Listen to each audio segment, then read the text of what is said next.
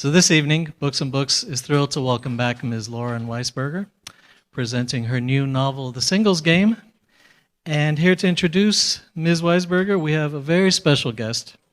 He's He's the president of the Coral Gables Chamber of Commerce and a great friend of Books and Books. Please welcome to the podium, Mr. Mark Trowbridge. Hi, everybody. Well, we've gone live, so I want to make sure that you have silenced your cell phones and that you have logged out of Pokemon Go and that you're not watching the Republican National Convention from your seat. We want to make sure you're locked in and loaded for Lauren's program. Well, good evening and welcome to tonight's presentation of The Singles Game by author Lauren Weisberger. I'm Mark Trowbridge, and as you heard, I'm the president of our Chamber of Commerce here in Coral Gables. Our chamber actually just celebrated its 90th anniversary of serving the Coral Gables community, and for more than 30 of those, our dear friends here at Books and Books have been a major part of the City Beautiful. With tremendous gratitude to our friend Mitchell Kaplan and his entire team, we want to thank you for being one of the best parts of our wonderful community. Now tonight, it's my pleasure to introduce and welcome Lauren Weisberger, author of the best-selling book that inspired the movie we all love, The Devil Wears Prada. But in her new work, Lauren rekindles her love affair with devils and trades high fashion and the cutthroat world of publishing for the drama that often follows the world of competitive tennis. An apropos subject with the recent conclusion of Wimbledon that saw two stars of the game, Serena Williams and Andy Murray, win another slam for their trophy cases. Now her protagonist, Charlotte Charlie Silver, has been playing tennis her entire life, when her dreams of winning a Grand Slam came crashing down on Wimbledon's famed center court. Now she fires her coach, hires the legendary and brutal Todd Feltner. He is sure Charlie has the skills to win on the court, but also believes it is her personality off the court that needs the extreme makeover. So kind of think of Chris Everett becoming Xena the warrior princess. Charlie's sweet, good girl next door persona is transformed into a ruthless black leather-wearing badass. And Charlie realizes that her new, sexier attitude easily turns the head of the media, gets her much-needed attention, including that of the hottest male player in the world. Yum! Now she climbs in the WTA rankings, receives million-dollar endorsements, and soon she's hanging out with fancy and famous people. Now, you all can stand and cheer right along with Charlie's entourage as we say game, set, and match. But why you came here was to hear from Lauren herself. So ladies and gentlemen, on behalf of our chamber and Books and Books, please give a warm Coral Gables welcome to the queen of our court, Lauren Weisberger.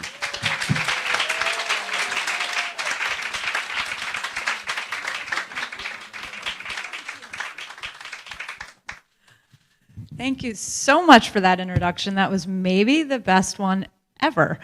And if you need our second job ever writing flap copy for hardcovers, you've got it, because that was just incredible. We work for months to try and get book summaries like that. But I'm so excited to be back at Books and Books. As I've told anyone who will listen tonight, that this is just one of my favorite bookstores in the whole country, and I'm certainly not alone in thinking that. It's such a special place, and when you tell anybody that you're coming here to read, everyone goes, "Oh, it's Books and Books, Books and Books." You know, they love it. It's such a community, and I think I've been here for every one of my books, and I am so excited to be back for this one.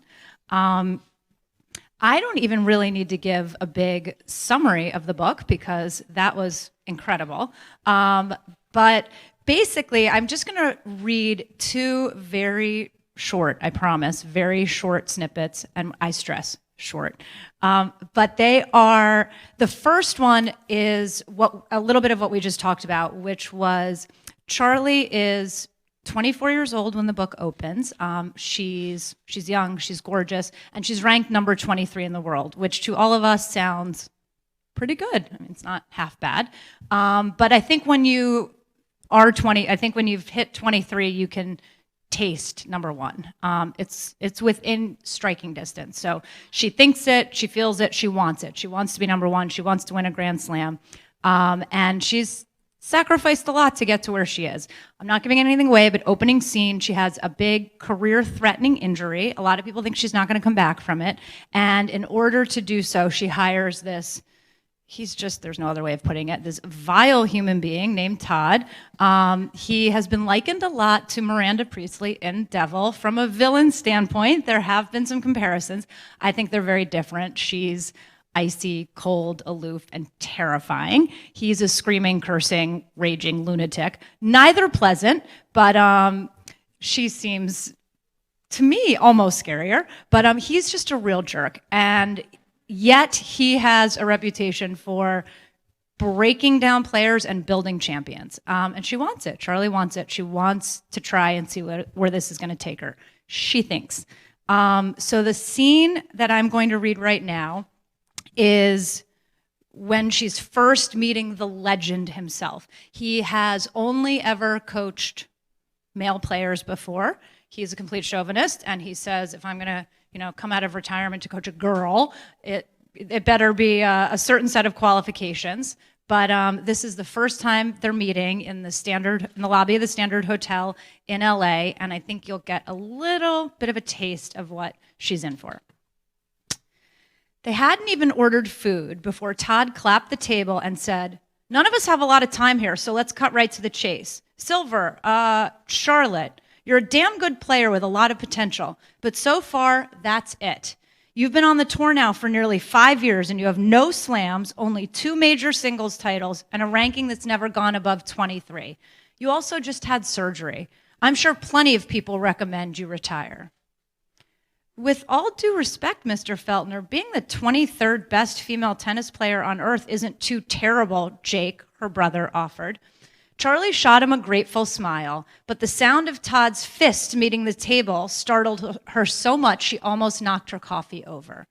"Wrong answer," he screamed.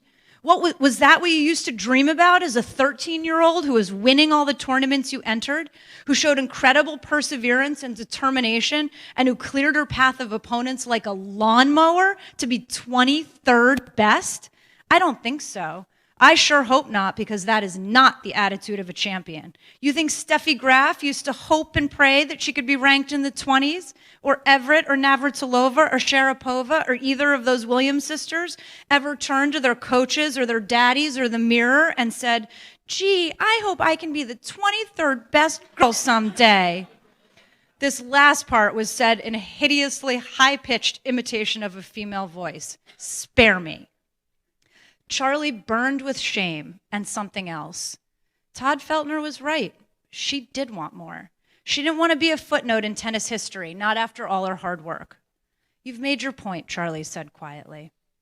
"If I'm going to come out of retirement to coach a girl, I am only going to do it for one who has the killer drive. Are you the one, Charlotte Silver? Do you have the taste for blood? Are you happy to flounce from court to court in your little white tennis skirt with your cutesy braids and your smile so wide that everyone just adores you?"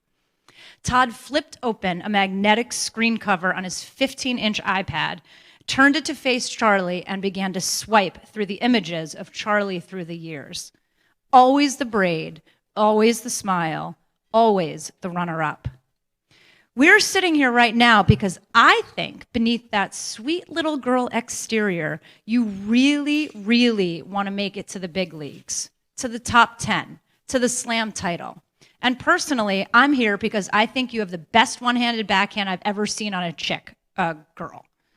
You have an instinctive understanding of your placement on the court. Trust me, you can't teach that. And at least from what I can see on tape, the mental toughness to come back when you're down. That, Charlotte Silver, is why we're here. Charlie tried not to smile. Todd Feltner had honed in on her areas of strength, quite accurately in her mind. He'd done his homework. Still, the sequence of photos showing her as a friendly and happy dilettante had been devastating. "You're right about not dreaming about being 23rd in the world. And you've analyzed my strengths on the court fairly. I want to win, Mr. Feltner. I do. I want to come back stronger and better than before. You really think you can get me there?" Across from her, Todd met her gaze. "I brought Nadal back from a horror show of a knee injury. I got Adrian Eversole 4 slams. I coached Gilberto to #1, and he was a loser before he met me. My currency is winning." So there you have a little taste of Todd. He's delightful, isn't he? Delightful. But I also not giving too much away because I don't expect that every single one of you has finished the entire book, although that would be terrific. But Charlie does indeed hire Todd, and Todd expects a whole lot of change from her. And that change leads to her making headlines on and off the court for a lot of the good reasons. She definitely starts winning, but for maybe some of the not great reasons too. The next little bit I'm going to read is inappropriate only for this little one sitting here, but I think it'll go right over her head. But this is the story where Charlie has just won her first, having hired Todd, she's gotten a lot better. She's just won her first major singles title in Charleston. And she thinks she's going out to celebrate with her team afterwards. But the truth is that a super A-list, gorgeous actor, depends on your age, who you're picturing right here. It could be Brad Pitt, it could be Leo, it could be Bradley Cooper, it could be that child, Zac Efron. It could be anyone, anywhere in between, but you're thinking A-list, Hollywood, ridiculously gorgeous. And he happens to be filming in Charleston that night, and his people call her people. And he says, I'm a really big fan, I want to take her out to dinner, have her at this restaurant. So her brother has arranged for her to come there. She doesn't even know what's happening. And she's whisked in, and before she knows it, she's sitting down across the table from literally one of the most famous actors in the world. And this is how that scene goes down. Zeke held both hands above his head in surrender. You really want to make me say it? Say what? That it's my grand master plan to get you into bed tonight? That I'm hoping you'll overlook the douchey bodyguard and your handsome tennis player boyfriend, and the fact that 600 people are going to follow us back to my hotel, and you're going to sleep with me regardless, because I will. I'll say it.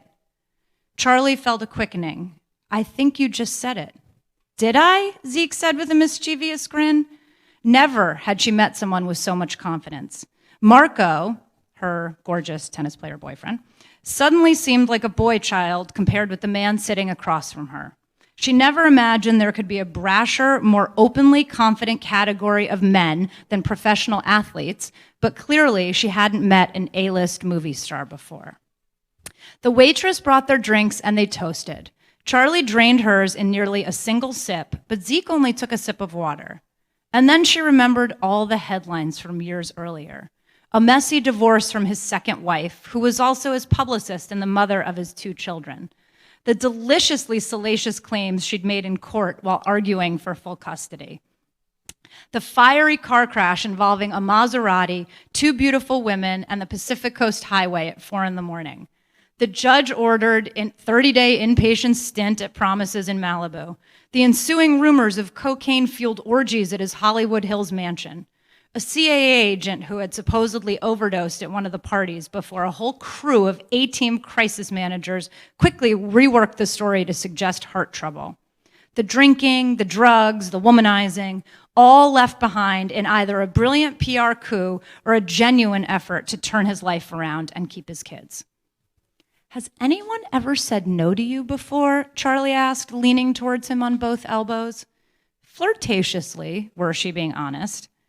Of course, more often than I care to admit, but I'm hoping you're not going to be one of them. When the waitress reappeared, Zeke asked her for recommendations. He raised an eyebrow to Charlie, who nodded. He ordered for them. Gun to her head, she couldn't have remembered a single dish he requested. Nor would she be able to recall, when pressed by Piper, her best friend, exactly what they'd discussed for the next 2 hours. He asked her questions about tennis, the rigorous travel schedule she maintained 11 months a year, and then asked her even more in-depth follow-up questions when she answered. Surprisingly, his fan claim wasn't mere flattery. He knew the game inside and out, knew all the players, and followed her closely. Charlie remembered from some article she'd read in People that he had a court at his house in LA, and she found it charming that he didn't mention it. In fact, he didn't name drop a single celebrity with whom he socialized, despite a well-documented visit with George and Amal at Lake Como the previous month. Pictures Charlie had pored over when they were published, or try to impress her with all the homes she knew he owned. He was funny and self-deprecating and a good listener, and somehow, although she couldn't really explain it to herself or anyone else, by the time they shared a sorbet, she actually forgot he was famous. Forgot she'd been at least partially obsessed with him since she was a tween. Forgot that a crowd 100 deep had gathered outside the restaurant to catch a glimpse of him. Forgot she was sitting next to arguably the most recognizable man alive. When Zeke looked her straight in the eye and said, "Would you like to get out of here?" Charlie didn't really think about Marco or the media frenzy that would surely ensue, or the not inconsequential fact that she'd had gym sessions that lasted longer than the total time she'd known Zeke. Thinking, for the first time in so long, didn't really factor in at all. She'd been a good girl. She followed the rules everyone else laid out for her. And to what end? She'd missed so much fun over the years with the training and traveling, the practice and the tournaments, that she felt almost like she couldn't say no. That she'd be letting herself down if she did. That is, her 80-year-old self who would remember the night she'd had a sexy affair with a movie star in far greater detail than 10 years of tennis grind. She couldn't blame it on being drunk, because she wasn't, or on being starstruck, or even angry at Marco. No, the truth was far simpler, and not something she would admit to Piper when they were hashing over every detail, or Jake when he feigned disapproval, because that's what big brothers are supposed to do. She was doing it because she could. Charlie looked him straight in the eye and smiled. "Let's go." And I'm definitely going to stop that one there. So you'll have to get a book to see how that chapter ends. So I think that gives just a little bit of a taste for who Charlie is and what she's looking for. Aside from the tennis aspect, she's still a young woman who is really trying to figure it all out, like so many women at every age. She's really trying to figure out her priorities. She's trying really hard to balance complicated family relationships, obviously romantic interests. We're not sure she's really succeeding there, and career stuff. So it's a struggle, I think, that a lot of women, certainly something I'm always thinking of, something I'm talking to my friends about all the time. And the tennis complicates it, and I think takes it to a different level. As a professional athlete, she has tremendous amount of pressure on her from so many different areas. So I don't know if anyone has any questions, but Sure I'd love they do. to. Folks, if you have questions or comments, please raise your hand and let me get to you with the microphone, because otherwise the internet audience watching at home will not be able to hear without the mic. Thank you.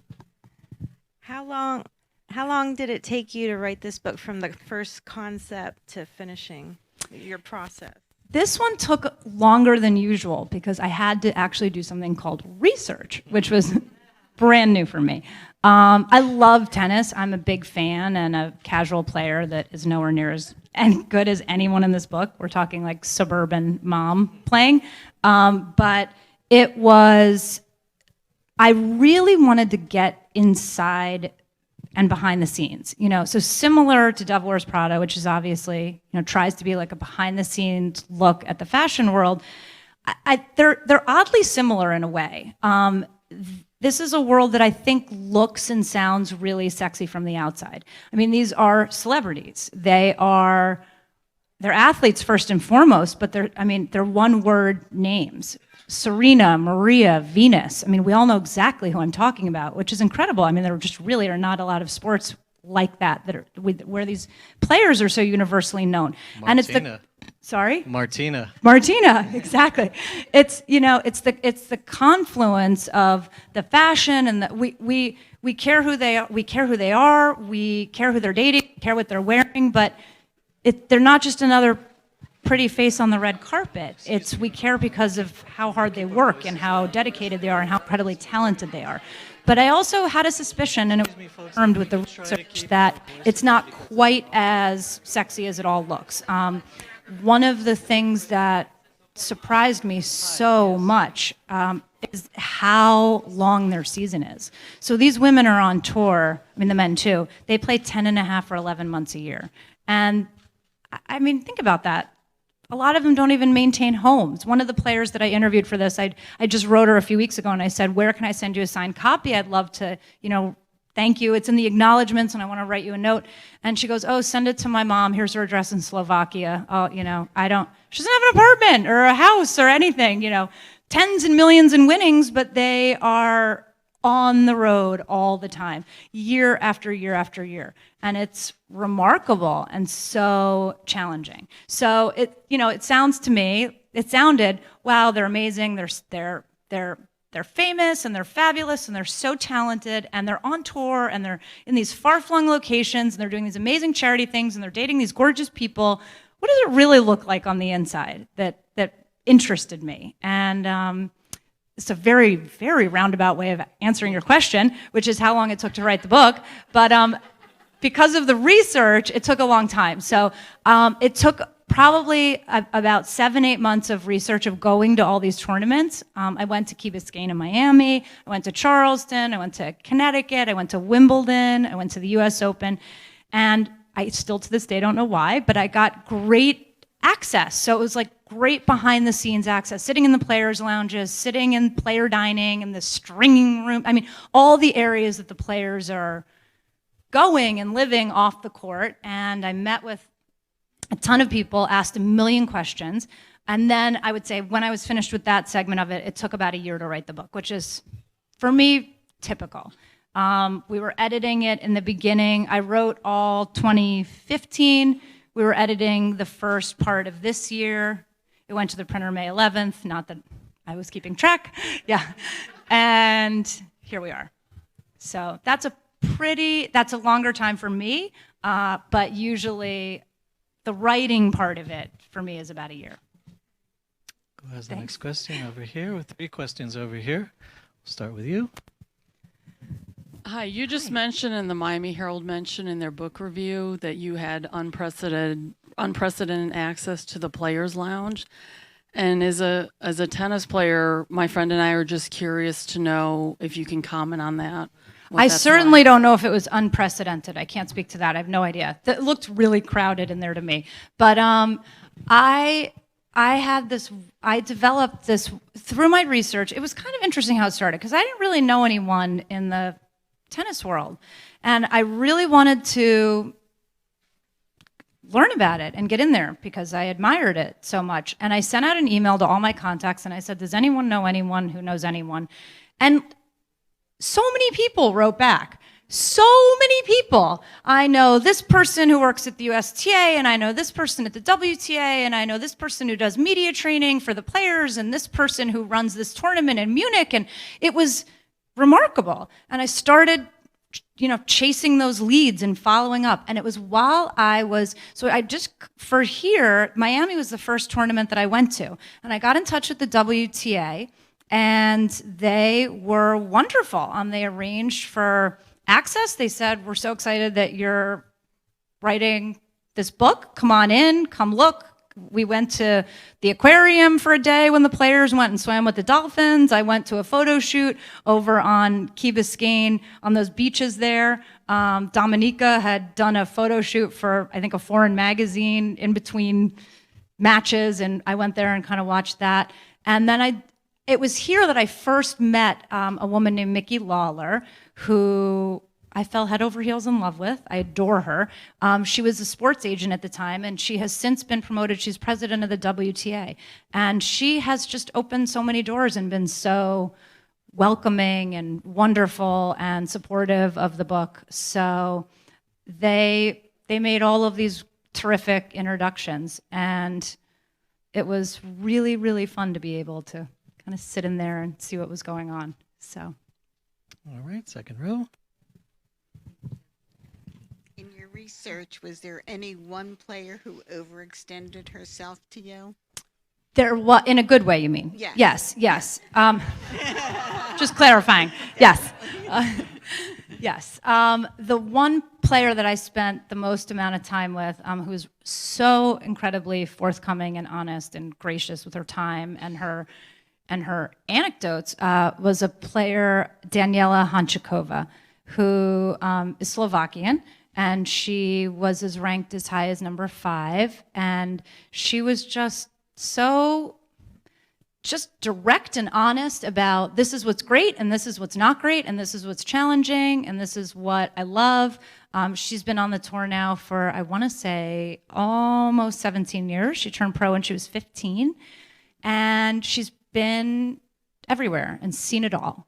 And she was really just so wonderful with sharing her story with me. Thank you. Yeah, thank you. Those are two really great selections that you read. Thank So you. I don't think there's anybody here that doesn't want to read the book now if they haven't already. Thank you. You really enticed us. The rest of it's awful. So, sure. We read your book, so we don't believe that.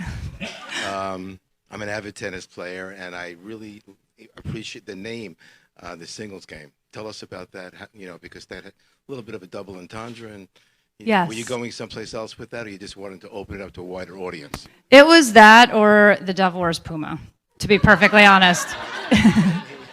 I said it was that or The Devil Wears Puma, to be perfectly honest, which was thrown around seriously for a while.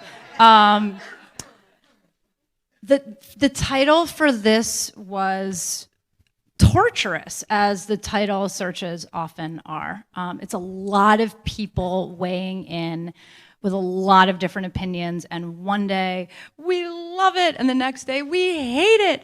And it went back and forth like that for a long time. The singles game was always one of the top contenders, and it's for exactly what you said. We thought that, I liked the double entendre of it. I liked the reference to the tennis and also to certainly the dating and relationship, of which Charlie is definitely part of. Yes, to put it kindly, part of.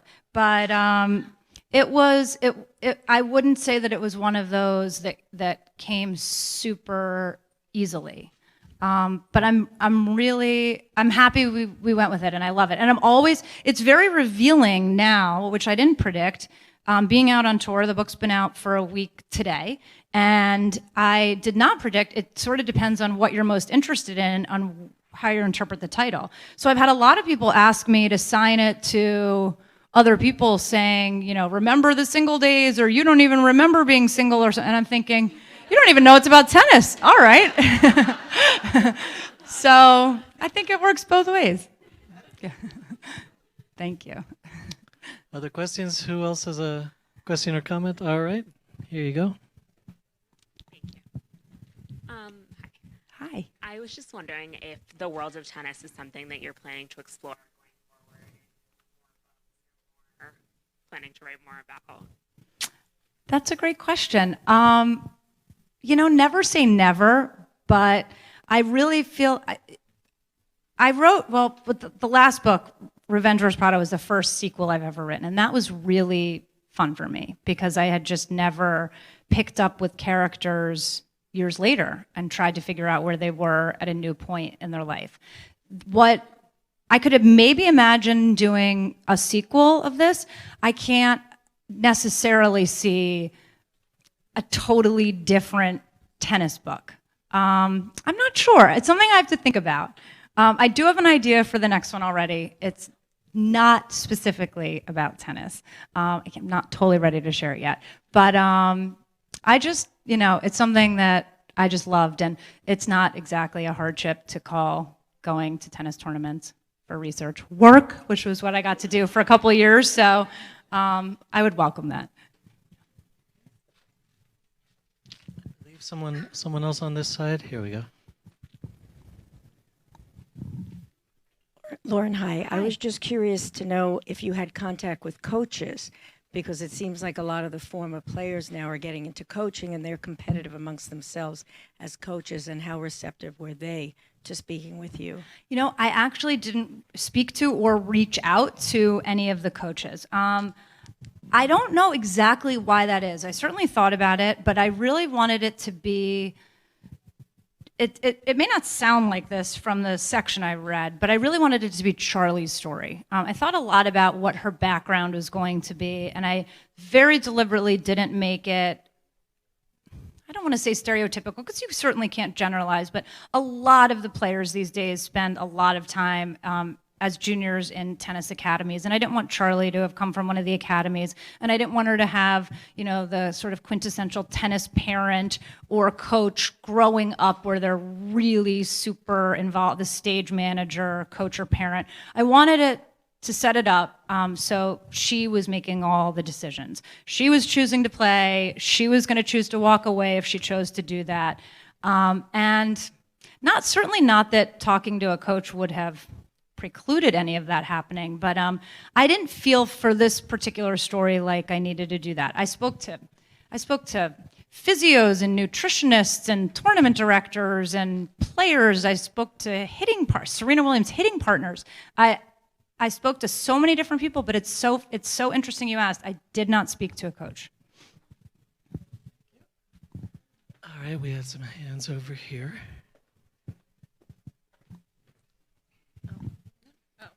I know you said that the 10 and a half, 11-month-long tour was sort of the most surprising thing for you, but in terms of like the individual players or the people you met, what was the most surprising thing for you? And then what was your favorite part about Wimbledon? Oh, great questions. The green grass.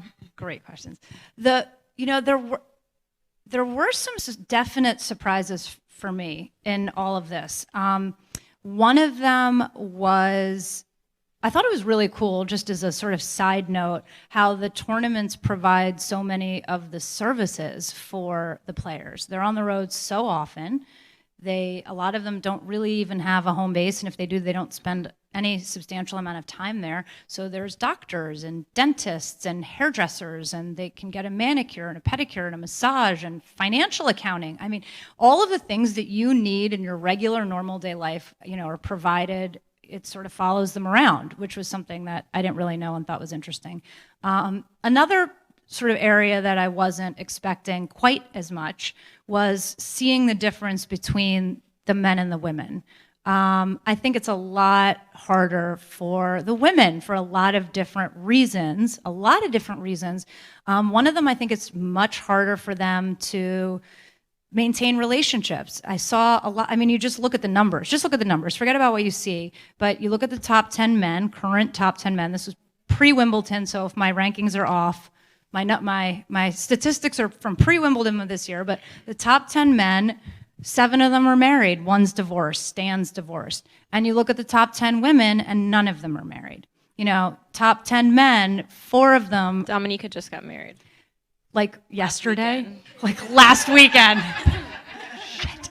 And Vika's pregnant, which throws off my whole thing. I know. And I was like, 4 of the men are fathers, including Federer has 4 kids, and none of the women. Married too. What? Ivanovic just got married. But I don't think she's top 10. Is she? No, but she yeah. So yes, I know. It's like, it's been breaking news in my world, but yes. And I did just see that Vika's pregnant and having the baby. So there will be, presumably, assuming she comes back, a mom in the top 10, which is very exciting. But, it's a stark difference between the men and the women. And I definitely did see, sitting in the players' lounge, you saw a lot of wives and girlfriends there waiting for the men to come off the court, and not a tremendous amount of romantic partners of the women, just sort of waiting to support them. So that was something that I thought, was interesting and definitely makes it harder and increased my respect for what they do every day. So as far as Wimbledon, I didn't answer your question. The coolest thing about Wimbledon was all of it.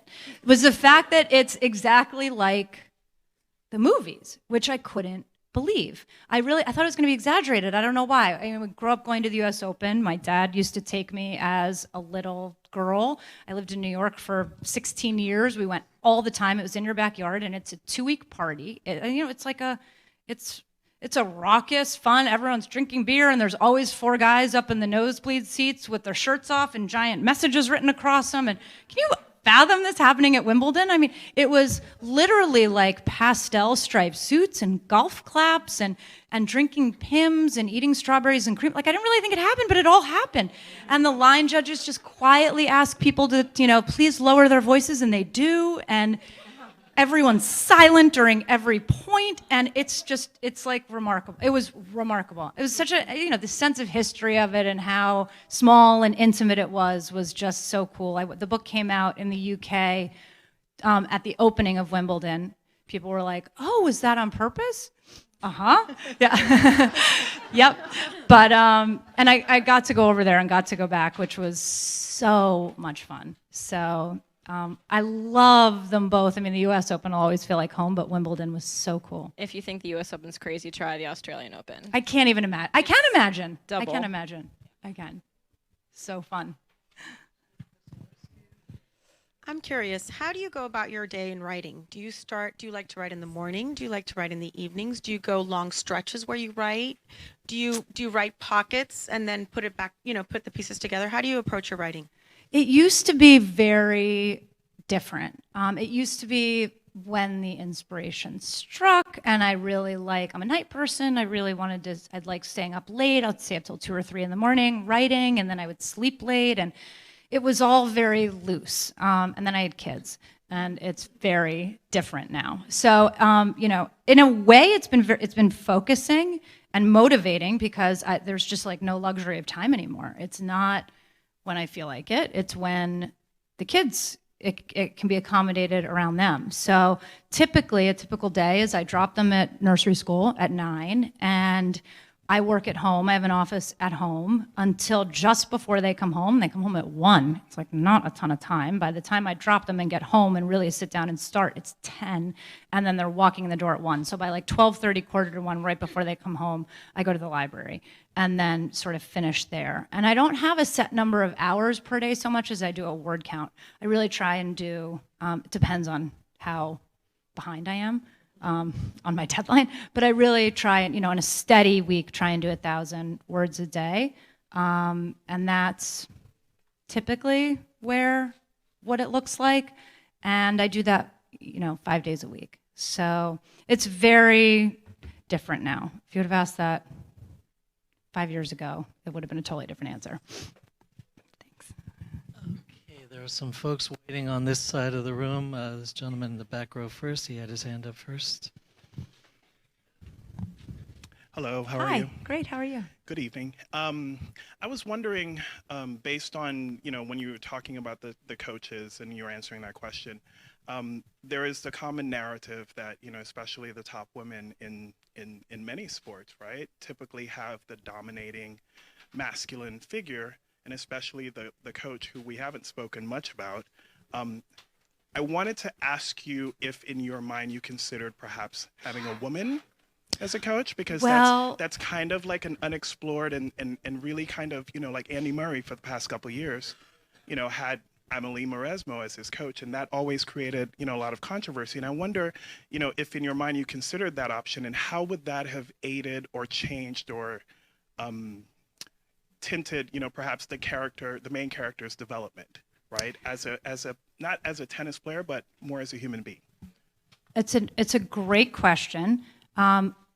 I do have a female coach in it. She starts out with a female coach. So that I totally agree with you. And that was something that I thought was really interesting because a lot of the women don't have female coaches. So that was something that I did want to depict. And this was a coach, at least in the story, and I don't want to give too much away, but this was a woman that was about, I want to say 10 years older than Charlie. And Charlie lost her mother as a child to cancer. And her father hired this woman, as a mother figure and as someone who is going to be a friend and really nurture her in a non-killer type of way. And that's exactly, the coach's name in the book is Marcy. That's exactly what Marcy did. And they were together for years and years and years, very, very successfully. And this is literally just not wanting to give too much of the book away, but there is a falling out scene and a falling out incident between them. And Charlie decides that she needs to go in another direction, the total opposite of this friend and mother and wonderful, almost like a soulmate that she's been with for so many years now, over a decade. And this woman had just, gracefully ushered her from the juniors into the pros and had done everything right, but something happens and Charlie begins to question that. And truthfully, it had less to do with a man and a woman at this point of the story, and this was just when it became, writing a fun story. Having a screaming, cursing lunatic is fun to write. Hopefully it's fun to read. And I felt like I needed that interplay between Charlie, who she is, and having her push against something totally different. It's a great question. Thank you. Someone else on this side had a question. Let me get to you. I'll be right back. Have your hand up first. You have a movie in your past. There have been a couple of tennis-oriented movies that have gotten mixed reviews. If the book does well, is there potentially a movie in the future? And could you explain to us a little bit of the process of your past movie? Sure. Fingers crossed that there would be another movie. It was such a great experience.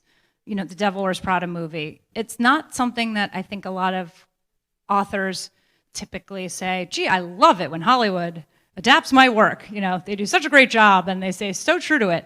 But in this case, it was really, really, I felt really, really lucky. It was an incredible team of people. The book was optioned before it was published, so I think it's fairly typical. They option a lot of, it depends. It's something that ebbs and flows a lot. I've heard people say that there are certain years where Hollywood loves, adapting a lot of movies from books and they buy everything. And there's other years where they just want original material and books are out and they don't do a lot of adaptations. And it's an ebb and flow type of thing. I don't know how true that is. I don't know a tremendous amount about the movie making process in general, but specifically with Prada, it was just incredible. I felt like it should have gone a different way, and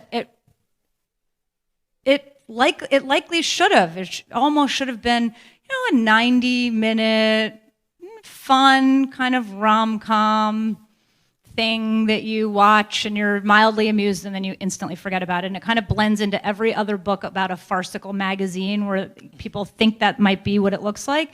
And that's totally not what they did. And it was a brilliant team and they just took it to a whole different level. I mean, it's Meryl Streep, it's Meryl Streep. So, and they were, well, they didn't have to be at all because you really do sign over the rights and hope and pray that they do something good with it. But they were so inclusive. They were wonderful. They welcomed me on the set all the time. I don't think they even realized what they were saying, but they were shooting in New York. I was living in New York. No one shoots in New York anymore. And they said, oh, you're welcome on the set whenever you want. All day, every day. I sat there all day, every day. It was literally like, oh, and you're back, But it was incredible. It was just incredible experience, totally once in a lifetime. I went to Paris with them when they shot the scenes there. I mean, it was the middle of the night. The director wanted the Notre Dame lit in a special way for a special reason, and they could only do it at like 2 a.m. because those were the rules. So they get the church lit exactly right, and they hose down this cobblestone street. And we're in this, I can't remember what neighborhood, but this charming little residential neighborhood, and the whole crew's there, and it's the middle of the night, and it's freezing, it's December, and we all just had mugs of coffee, and we sat there for like 3 hours and watched Anne Hathaway and Simon Baker make out. It was the most incredible way to spend a night. I mean, like, these are once in a lifetime experiences. Like, they didn't get it right. Do it again. We're all like, do it again. It was amazing. So that was just, it really was like a once in a lifetime thing. And I would love it so much if it happened again. I can't imagine it could ever be quite like that, but it would be wonderful. And I feel so grateful that it happened. It obviously brought so many more readers to the book who hadn't seen it already. And I'm really grateful for that. All right, here you go. I have two questions. One, have you always wanted to be a writer? And how did your schooling along the way from elementary on through college help you become the writer that you are? And is some of that just a gift that you have? I appreciate that. I wouldn't say, I don't think it's fair to say always that I wanted to be a writer, but I was always, you can ask my dad, always a reader, a big reader. Like there were rules of when I wasn't allowed to read. I was not allowed to read at the dinner table, and I was not allowed to read on short trip local car rides around town, things like that. So, and by like 9 or 10, they just let me loose in the library. I did not have to stay in the young adult section anymore. I could read anything I wanted, and that was wonderful. I think that was life-changing, to be able to read uncensored, not for any reason other than it's just exciting and you love it, and we would go all the time, more books. So I think, they're clearly intimately tied in. It wasn't out of nowhere. I was an English major. All the way through, English was the strength and math was the severe weakness, bordering on handicap in a major way. But I loved English. I invited my English teacher in 7th grade to my bat mitzvah, and he came. But, only him. And I was an English major, and I knew I wanted to get into some sort of writing after college. And I didn't really understand how or why. I'd heard people say, it was this really kind of simplistic overview that's actually, in hindsight, quite accurate, which was, newspapers are really stressful because it's a daily deadline or more than that, and it's high pressure and super stress, and I was thinking, not so great. And then people said, book publishing is really slow. It takes forever to usher a book from the editorial side from, conception to on the shelf. And it's like forever. Magazines seem like a nice compromise, find a good monthly and settle in. So I applied to a million different magazine jobs, and that, with the idea, it wasn't, my first job was at Vogue, but it wasn't the fashion that drew me, it was the magazine part. And that was kind of where it went. As far as this, I feel like this is a lot of luck and a lot of good timing. And, a fun story that I was lucky enough to experience and kind of turn into the first book, so. Thanks. Who else had a question? All right, sir, let me get the microphone to you. Lauren, what was the college? Cornell. I went to Cornell. Oh, that was easy. Yeah. Sorry about that. Yeah. There you go. Got it. Good evening. Good evening. Hi. I wanted to know, now that this is like the second type of book, how was your road to publishing? Like after you had finished the first one, what was that process like to going out there and like fishing for somebody to believe in the product that you had? And how was it different from, I guess, now? So let me just ask, you mean the second? There was Prada, Yep. getting that on the shelf. Yes. And now the difference with the singles game. It's a really good question. Prada happened in this freakish, amazing way. It was literally like I contacted a few agents. One of them said, "Don't call me, I'll call you, I'll read it." And I said, "Great, if she's gonna read it." And then all of a sudden, she called back the next day and she said, "I'm gonna sell this." And a week later, she sold it. And I quit my job and I finished writing it, and it became The Devil Wears Prada. And I had no idea. I know now that the publishers knew. They don't know exactly, but they can tell a lot from pre-orders and pre-sales and what the bookstores, the interest of the bookstores and the orders. They can tell a lot about tentatively how a book's going to do, but nobody shared that information with me. I was 25. I had no idea. And it just kind of took this life of its own. So, obviously because of that, that has allowed me to write the book since then. I have a wonderful relationship with my current editor, who's been my editor for almost 13 years now. I feel like I can't do a thing without her. She's amazing, and the trust and the way we work together is just incredible. I feel like so lucky to have her. And I've been in Simon & Schuster now, almost for 13 years. It's like a family. So I feel grateful. A lot of authors end up kind of jumping around and moving and have a lot of different people in their lives, and that hasn't been the case. And I feel like it's been like really stable and really wonderful and very supportive, and I love it. I'm very grateful for it. All right, here in the back, and then I'll come back for you folks. 1 second. Hi. Hi. What do you think you would have been doing today if you weren't a writer, if you didn't become a writer? I think I would have been an editor. I really loved magazines, not Vogue so much, but I left there and I went to this Departures magazine, which I loved. It was about travel, hotel, restaurant, lifestyle things, culture, and I loved it. And I hope that, years in, I would have wanted to work my way up to being an editor and editing other people. I still find that really gratifying and really much easier in a way. Not that it's easier for my editor. Her job is hell. When I give her a first draft and she has to carve it into something, I literally don't know how she could do that. But I love when people give me, a resume, letter, a thank you note, something, a pitch, a proposal, and they just say, can you just give this a quick edit? I find that really satisfying. So I tend to think that field. Well, then I'll need your contact information after the event. I didn't say I was any good at it, just that I like it. Would you share with us your favorite authors?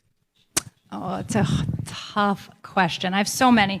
I mean, it's not the most original answer, but if I was going to say who is the most influential as a young reader, definitely Judy Blume. Definitely.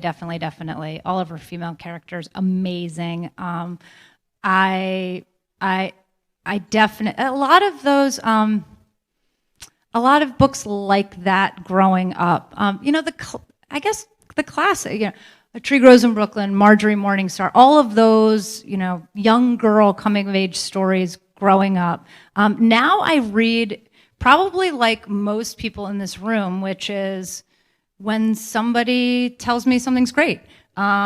When a parent or a sister or a friend says, read this, it's amazing, or you just kind of start hearing about it and seeing it everywhere, and I'm kind of ping-ponging. I'm reading Before the Fall now by Noah Hawley. I don't know if anyone, I'm sure someone's reading it, yeah. It is so incredibly good. It's unfortunate because I usually only read at night, and I can read like 40 words before I'm like blacked out. And this is about a plane crash where only a 4-year-old survives with his, an unrelated man in his 40s. And it's like keeping me up, which is not something that's easy to do. So I do feel like the one thing I don't do is I don't really read in my own genre. And not because I don't love it. I love writing these books. I know I would love reading them, but I would also copy them. I just straight up plagiarize them. So I don't read a lot of my competitors. So, but everything else, with the exception of biographies, I don't read biographies either. I read fairly broadly and almost solely based on recommendation. Thanks. Hi. You said that you write about 1,000 words, or you try to write 1,000 words. Does it come organically? Do you get writer's block? Or the other part of the question has to do with, do you write on a computer, or are you old school and write on legal pads? No, I definitely write on a computer, definitely. And the life-saving thing for me, you ask about writer's block, I mean, I think everyone gets it. It's not, I don't even think of it as writer's block, I just think of it as every day. It's sort of every day. It's a blank screen.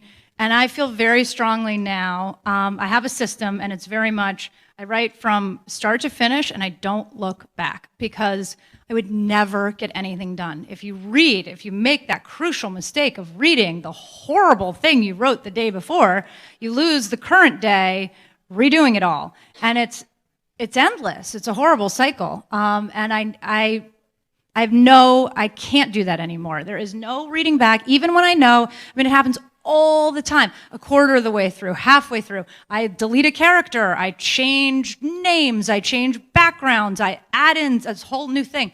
Nothing gets changed before the page I'm working on. I make a lot of notes, but there has to be a full first draft before I go back and actually read and change and weave things in the beginning. It makes for a nightmare of a fact check. The fact checkers hate me, but it's the only way that I can kind of keep moving forward. The other secret, it's not so much a secret, but it's life-saving, is the Freedom app. I use it every day, and I try and set it for 2-hour chunks. It's this app that, gets into your internet and essentially shuts it down, and you can't override it, which drives me crazy, but I still have my phone, so I'm still like surfing on my 1-inch screen with my giant desktop there, but it's not comfortable online shopping all day, which is what it would be without the Freedom app. So it doesn't sound, it's probably not what a lot of people picture, I think, writers to be, which is in some beautiful book-lined office waiting for the inspiration to hit. It's very much like, I need to do this. This is my job today. I need to get these words done. I need to move this chapter from here to here. I need to move this story along, and the editing comes later. And it's the sort of thing that I think it's very hard to take a day or two off and come back. It has to be, for me, very regimented. That's what I try to do. Not always successfully, but that's what I'm preaching. Do you write from an outline? Do you know the ending, or does Charlie write her own ending? I don't know the ending. I know it's going to be a happy ending. That's usually a fair bet, but I don't know specifically the ending, and I don't write from an outline per se, but I do sketch out chapters beforehand. So I've certainly talked about the idea, the overall narrative arc, the characters with my editor. They know generally what the story is going to be, and then we'll sit down and map out chapters. So I'll write, outline sounds way too formal. I'll say 20 chapters, I'll write a paragraph about each one. And I'll try and follow that, and something else will happen, and I won't, and the book will end up being 16 chapters or 28 chapters, which happens all the time, but at least it's a loose framework. I work from a loose framework, never just from nothing, but never anything very specific and detailed. All right, sir. Let me get... Did you get a chance to read Agassi's book? I listened to it, actually. Yeah, because it was really incredible. It blew my mind. Incredible. I mean, his love-hate relationship to the game was incredible. Incredible. The father came back from Wimbledon. Dad, I won Wimbledon. Isn't that great? He goes, you lost the third game in the second set. How could you do that? I mean, just just an amazing story. Amazing. I agree. I don't listen to a lot of books, and I listened to that one on a really long car ride, and I had the exact same reaction you did. Incredible. And he was so forthcoming and so honest with his experience. I thought it was amazing. Yeah. Anyone else with a question or a comment? We're here, all right? Sure. So when you live your everyday life and you're talking to your girlfriends, or a topic in the news comes up or whatever, do you have like a light bulb moment and you're like, oh, I'm going to save that for a future book or the book I'm on? And, or like a quote, or you do? Yep. You have all these little shreds of paper, I think. I do. Well, I email myself. Okay. So I quickly email myself a couple lines, subject line, next book, and then I put them in the next book folder. Some of them find their way in, some of them don't. It's when I find something particularly shocking or hysterical that it tends to go in that. I have moved to the suburbs outside of New York City in the last couple of years, and if that's not material for a new book, I don't know what is. I don't know what I was wasting my time in New York doing for 16 years, but this is unbelievable. So I think there's rich material everywhere you look. Yes, yes. Last question, okay.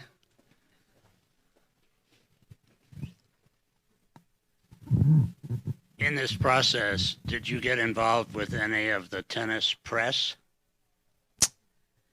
Either writers or TV group types? No, I guess the closest I came was watching something that they call, I think, a media day here in Miami, where they bring the top 5 seeds to a location and they sort of put them through the media mix, where I guess it's all the tennis press and maybe others, and they move them from print to TV, and they're doing clips and interviews, and it's, I guess, a way to sort of get a lot of good coverage in a concentrated amount of time so they don't have to miss too much practice time. And that was really interesting. I watched that. I thought that was so interesting because of the 5 players who were there, all, I mean, incredible, the top 5 seeds in the tournament, 2 or 3 of them showed up exactly as you would expect, which is in a tracksuit and sneakers and hair in a ponytail and no makeup because they had just come right off the court. And then there were a couple who showed up, and they can remain nameless, but you can easily imagine who they are. And they were much more media savvy. They kind of knew and accepted and understood that this was an opportunity, and had hair and makeup and full outfit done and worked the room like I had almost never seen. So it was interesting to just sort of sit there for an hour and see the difference. There's almost virtually no difference in the playing ability of these women, but a huge difference in the media savviness, which was interesting. I don't know if that answered your question, but. All right. Thank you, Lauren. Thank you. Thank you guys so much. I appreciate it. Thanks. All right, folks, so if there are no more comments or questions, then a quick reminder for our internet audience watching at home. You can still call the number in your screen, and we can ship the singles game to you wherever you are in the U.S. free of charge. For those of you here in the house, we have tonight's book as well as all of Lauren's previous titles for sale at the counter in the front room over there. She's going to be signing here at the table to the left of the podium. So I want to thank our great friend from the Coral Gables Chamber of Commerce, Mr. Mark Trowbridge, for his introduction. And this has been such a blast. Please give another hand to Lauren Weisberger. Thank you so much. Great crowd. Come say hi.